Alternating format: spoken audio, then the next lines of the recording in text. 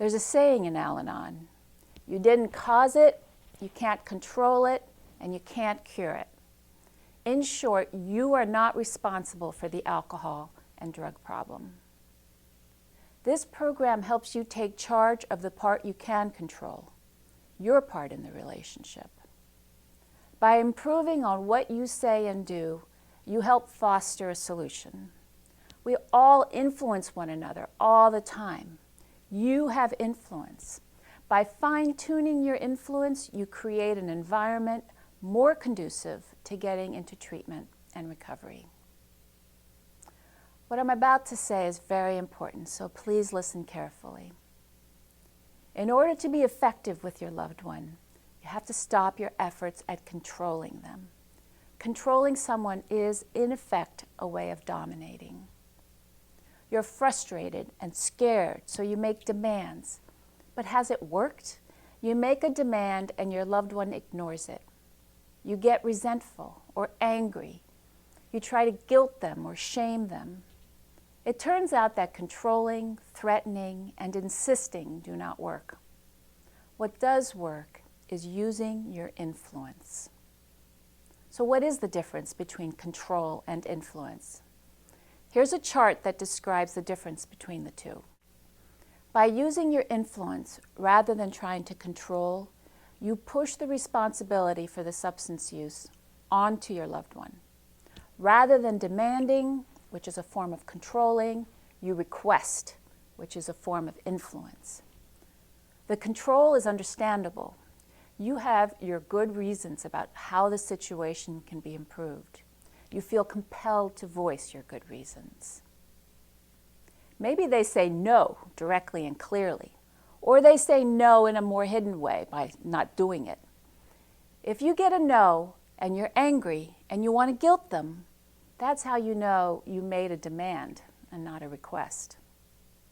If you had truly made a request and you get a no, then your reply would be empathy, curiosity. So I see that you didn't do as we agreed.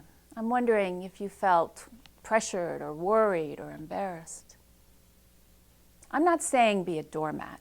I'm saying you can't control your loved one.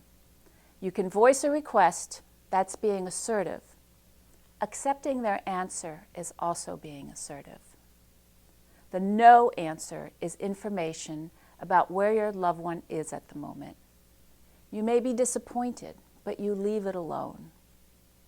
Using only influence means you are partnering with your loved one as opposed to powering over them. It's the difference between saying something like, I'd like to see this happen, but I can't force it, or drink and you're out of here. If you get a no, you prepare to set up and try again at another moment. Module 8 on how to get your loved one into treatment explains how to know when the moment is right.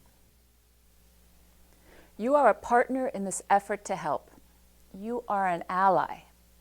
Your role is to have information on treatment resources, to support non-use, and to step away when there's use.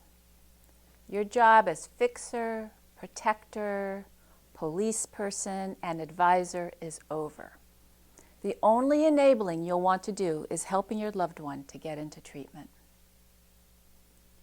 What we lay out for you in this site is not rocket science. It's based on the best of science and psychology. Changing how you have been reacting, oftentimes for many, many years, is not easy. We all behave in patterned ways in our lives. So take it in small steps. Try things that are easier at first. The situation you find yourself in took years to develop, and it isn't going to resolve itself overnight. But you can feel better about things very quickly. Even the smallest change can have immediate results and will reinforce you to keep going. Remember, there is a solution, so dig down and find that patience with yourself and with the one you love. What we lay out in this site is the most effective way to act when faced with drug and alcohol problems. Following our suggestions will help you put down what isn't working and put that energy towards what does.